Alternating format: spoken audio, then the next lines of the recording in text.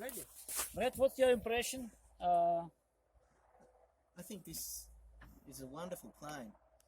It has an incredibly simple operation, and it is clearly incredibly well built. The quality of the build, the structure of the plane is without fault. The fit and finish is beautiful.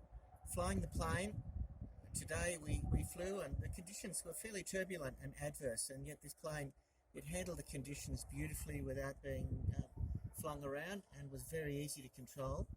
And it was very easy also to learn how to land the plane on the water here and along the Volga River. Very straightforward, simple plane to fly, and I'm really impressed with its operation. I have a Sea Ray myself, and I think this plane is beautiful to fly, and I couldn't think of anything bad to say about it. As I said, the build quality, the finish of the plane, fantastic. The instruments, fantastic, and very simple to use. So I love it. Thank you very much, Brett. Thank you very much. Is that okay? Or do you want to do take two? That's very, very, very good. That's very good. You are a real promoter. Yes.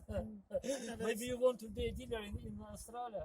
It's true. It's beautiful. Okay, thank you very much. It's easy to tell the truth.